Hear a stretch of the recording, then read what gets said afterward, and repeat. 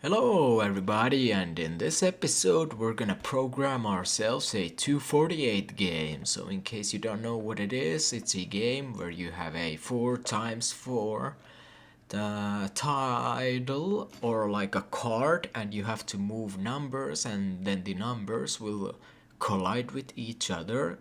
For example, 2 and 2 will become 4, and 4 and 4 will become 8, and you gotta get all the way to 2048, and then you win the game. Anyways, I have already done the basics over here.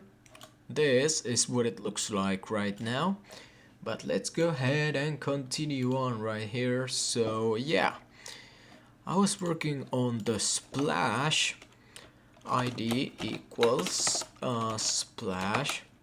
So that's going to be this div section right here, and then we're gonna go to CSS once again, and let's take chart number 2 this time. So there we go, and let's say we want to use color, let's say 75, 160, and something close to 160. Okay, I want to kind of align that. There we go. Alright, and let's go and select an ID with a hashtag splash and also hashtag start. So with this we can style these elements splash and start, which is right over here. So we're gonna style this new game button right here. It's not visible right now, but it will be. So yeah, let's start by making the background let's make it linear gradient like I have been using up here. Let's make sure to add a semicolon. So to write RGBA, okay, there needs to be a comma. There we go. And opacity will be 1. Alright, and RGBA 254, 182, 69, and 1. And in case you're wondering how to get the colors effectively, you have a color picker. We have one right in here built into VS Code, and then you can find one from the internet. Alright, so now that we're done with this, I want to show you what it looks like right now. So yeah, there's the continue button. Actually, our new game button is not visible yet. I gotta go to container. Whoa. Okay, actually haven't even styled that yet. Let's take this next element. That's going to be pause button. Display is gonna be none. Position is gonna be absolute, so we can place a relative object over here. Background is gonna be RGBA 50, 50, 50, and 0.4. So basically RGBA stands for color and opacity. So that's what it means. I hope you guys can learn something from this. After pause, I'm gonna create an indent. Indent is called this space right over here, and you can create it with a tab button. I'm gonna make pause and header 1 and margin dash top. Margin is the space outside of an element. So for example, if we take this, we can right click, check, go to the console. These are called elements, and let me make this a little bit smaller. So this will tell me which element I am selecting. Let's go for example over here. Here we have the end, and there's a div info. There's going to be my score. It hasn't been set yet because I will do that with JavaScript, and these as well. And yeah, alright. Then there's the console. We can do math here if you want. Console.log hello, and it will print hello. Alright, anyways, let's go and continue on this one.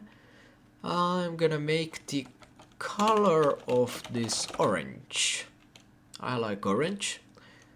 Alright, let's select hashtag pause, and hashtag always selects an ID. Then let's select a button. We're gonna make it display block, and background is gonna be linear gradient to right. RGBA, which I already told, it's a RGB value, red, green, blue. Computers can produce any color. Sorry, I dropped my freaking mic. Alright, so computers can produce any color with red, green and blue RGB. And yeah, basically we are assigning the values here first, and then the opacity, and this time it's gonna be 1. And then there's going to be another one to make it a little bit cooler. And there we go, and let's make sure to add a semicolon. Alright, then border dash radius will be 10 pixels, I should say. Yep. Maybe I could go over here, keep this open on the side, so you guys can see something. Alright. It also helps me. Then we're gonna make padding 10 pixels. Color will be black. It's not making any changes to the page because this pause button is an element that doesn't exist yet. We're gonna make it with JavaScript. Alright. Margin is gonna be 20 pixels auto, and font size is gonna be 30 pixels. So this is an element that doesn't exist yet. For example, if I go over, not here, but here, we have a endgame element, and it's right over here. But this element, hashtag pause button, we can press Ctrl F to search.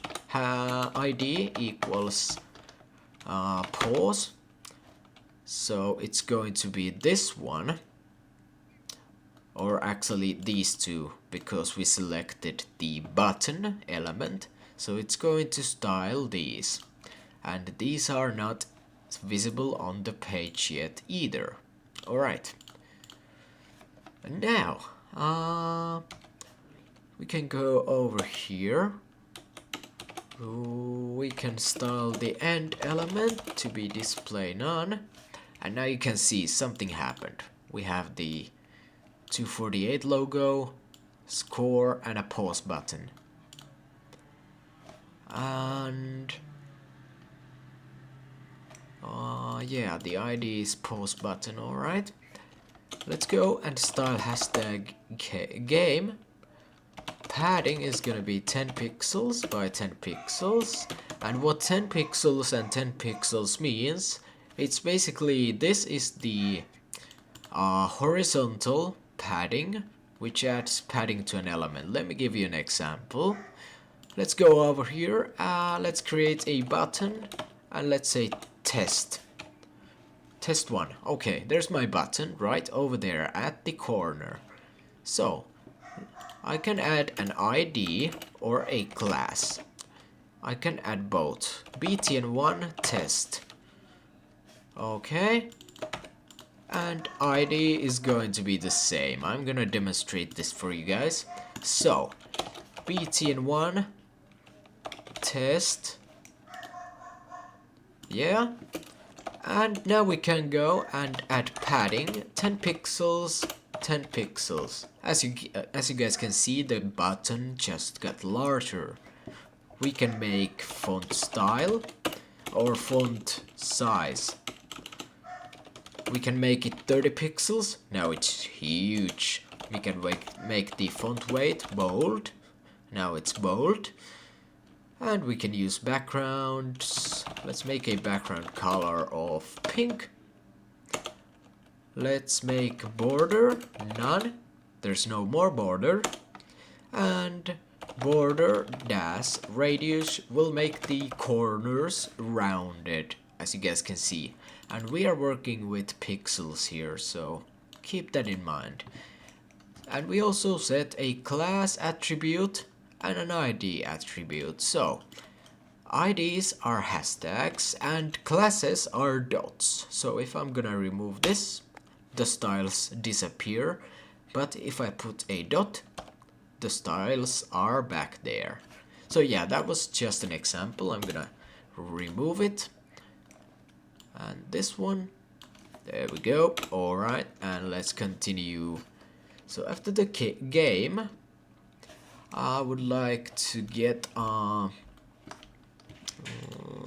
let's see, game info score pause button. Alright, let's go to hashtag game, hashtag info. So in order to add these same styles to multiple elements, you can use 2 IDs or 2 classes. Let's make the position relative and display none. Alright, then game info and pause button. That's what we gotta do. Position is gonna be absolute. Once again. Alright. And I'm gonna add a width of 200 pixels over here. There we go. Okay. Bottom 50 pixels. Left 50 pixels. Width 300 pixels. Height 300 pixels. And background dash color gray. There we go. And then let's get the game and game area.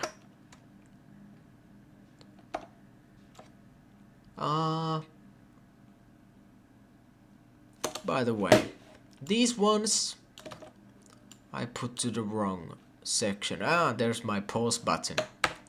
Alright, there we go. This one is only gonna be float. Right. There we go. Then there's going to be this one. And now we're gonna go with width 75, height 75, background transparent.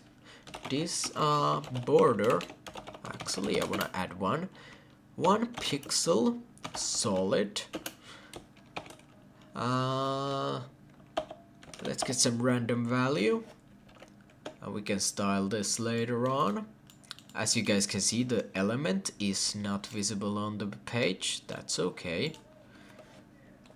Okay, and then alright, I had to close my window. There was coming a lot of noise. Anyways, now that we have the game and game area, we should do game area and dot element. Here we go. So the width is gonna be 75 pixels. Height is gonna be 75 pixels. Background is gonna be transparent. There's going to be a border. Let's use the same value. And actually I don't need a border here.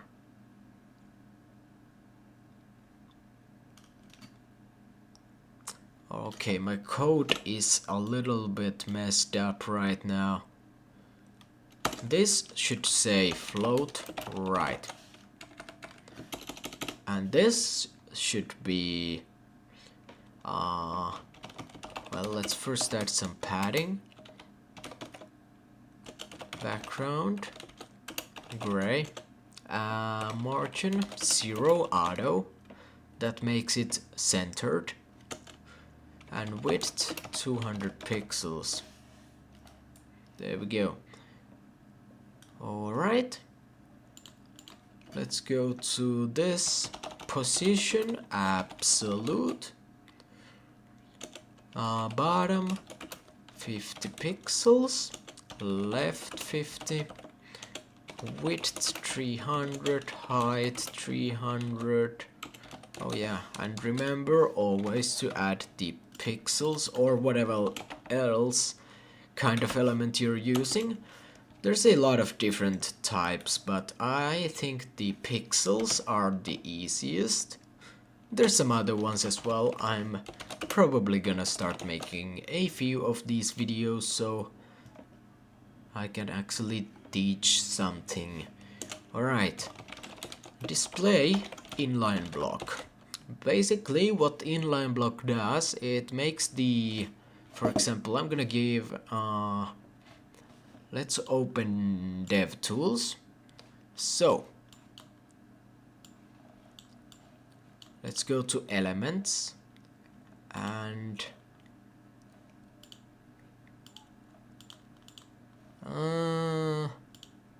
not there.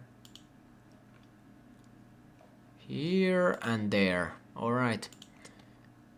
And to the document. Alright.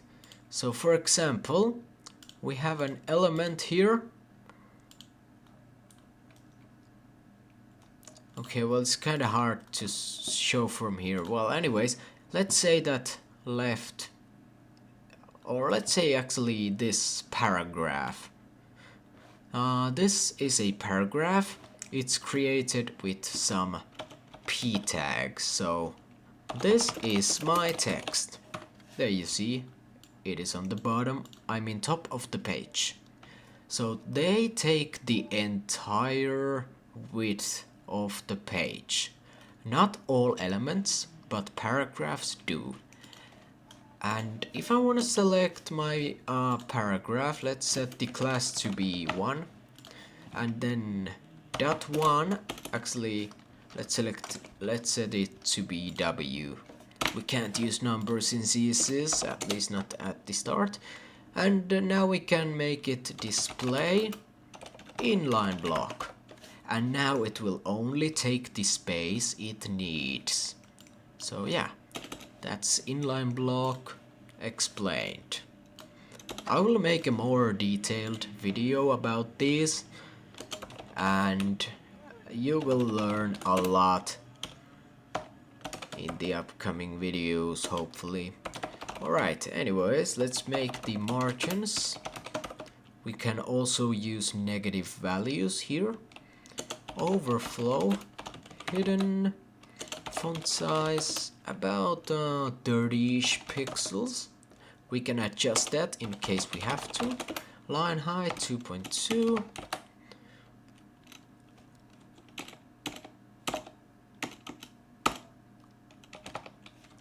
And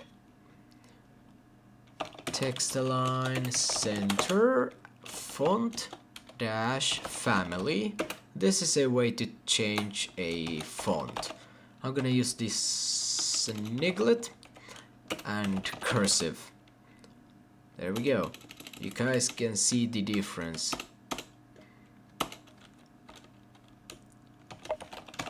Or actually, can you? Did I see my own things? What the hell? This element is not supposed to be visible yet. Anyways, let's make the color white. There we go. Alright,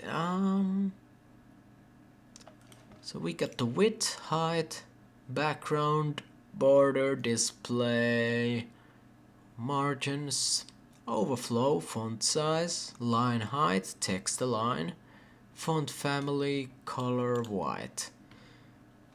Let's check this out. Gray 300.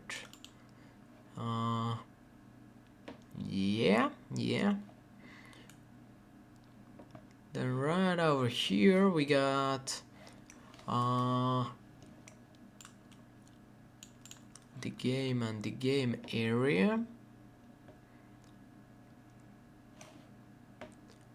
Yep, and then we got the game info. Yeah, that looks good. We gotta remove this. There we go. And this, let's make it 10. This is gonna be 5 pixels, 10 pixels, gray. Yeah. And let's go up. So we got the pause button and 7 different properties. Do we need anything else? Let me think. In my CSS head. No, I guess we don't. Okay. Then we got the pause right over here. Oh man, over here I'm missing a lot of code. I was thinking that something is not adding up. Let's make the color black, border radius 10 pixels, margin top 140 pixels, padding 10, font size 50. There we go. Alright. And then that should be it pretty much.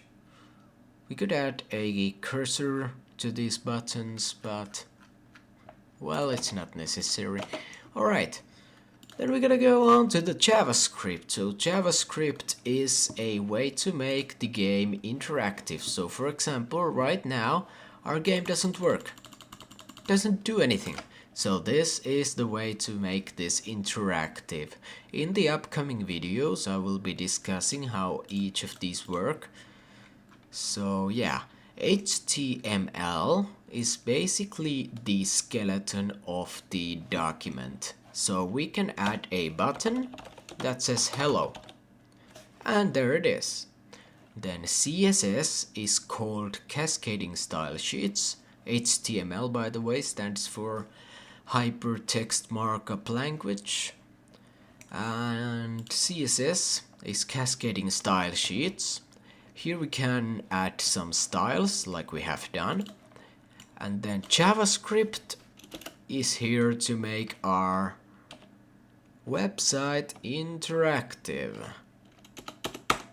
So yep, let's get started. Alright, I'm going to need a few variables. Let's declare queue. Let's make it 4. And let's declare an array. Or this is actually not gonna be an array, but anyways, get element by class name, and the element is element. Alright, and init. No. There we go. Window.unload equals init, and let r equals document.get elements by class name element. There we go. And I'm gonna make a function. And by the way, I made a mistake.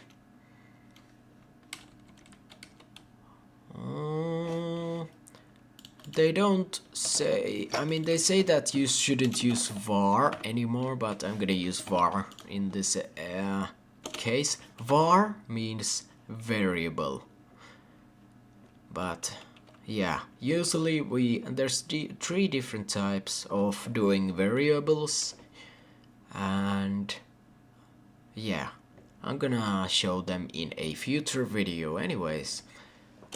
Let's make a function. This is gonna be called write.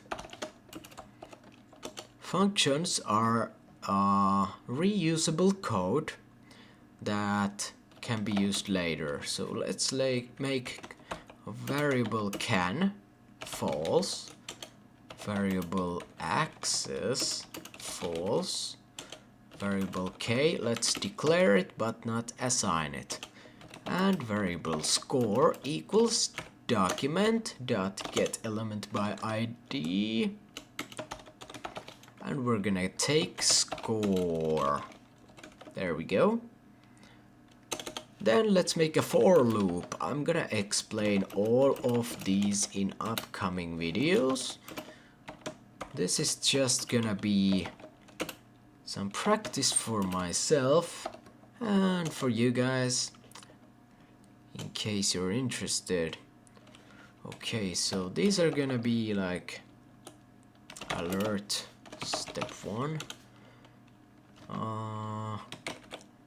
access the variable right over here equals false.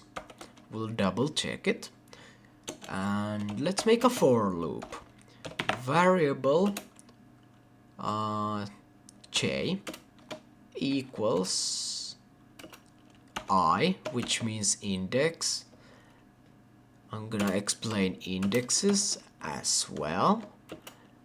Then let's make I minus 2 and j minus minus to decrement. This is alert, step number 2. And if array at the index of j dot inner HTML is not strictly equal to an empty string, we will declare k to be j. These are variables, and let's make a while loop. And I gotta close out of this for a while because I can't create while loops with that plugin or extension on. Alright, let's go. And while k is less than index plus 1 and parse int array arr, which is this right over here, k plus 1 dot inner HTML is strictly equal to parse int array at index k dot inner HTML. And then we're gonna use the OR method. So basically you can set many different requirements. So if this is true or this is true, we will execute the while loop. So let me add an no, that's not what I was supposed to do. Alright, let's add an indent. Let's make array at index of k and inner HTML strictly equals to an empty string. And let's enclose this with some brackets. And yeah, there we go. Then let's make another one right over here. Alert I Oh, no, I didn't want to go to the AI chat. AI is a useful tool in programming nowadays. Alright, let's go and make a comment. By the way, these are not code. These are comments. So I can leave like notes for myself or somebody else if you're working in a large group. So they are very important. Okay, then let's make plus I plus. There we go. J equals plus J plus K e. No, again. I always press the mystery sign or the question mark button when I'm not supposed to. Okay. So there's gonna be my alert. That's just a note. That line of code doesn't do anything. Let's add an if statement. So if parse int array k plus 1, and let's take the inner HTML content. If that is strictly equal to parse int array at index k inner HTML and access indent equals false, then in that case we'll execute this code. Array k plus 1 dot inner HTML equals parse int array k plus 1 dot inner HTML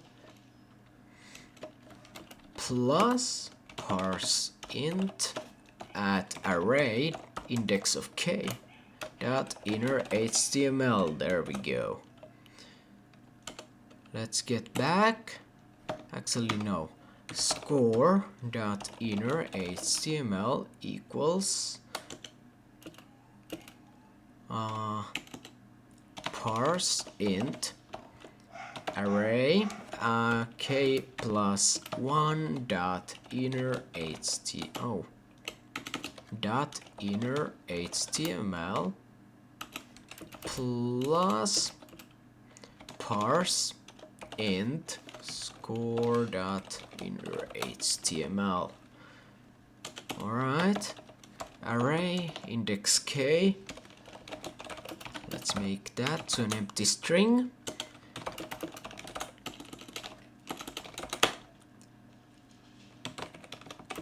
And here we go. Alright, so oh, whoops. What is this doing in here? Oh yeah, it's for the if statement. I'm gonna place it over there. So yeah. Let's add an else if statement. Else if parse int at array at index k plus 1 dot inner HTML equals an empty string, we will do array k plus 1 dot inner HTML equals parse int array index k dot inner HTML. Alright. Then we'll take our array at index k, make the inner HTML an empty string and can equals true. So yeah, and k plus equals 1. Alright. Then let's get out from these. There's a mistake. Let's see, there's a few too many of those round brackets.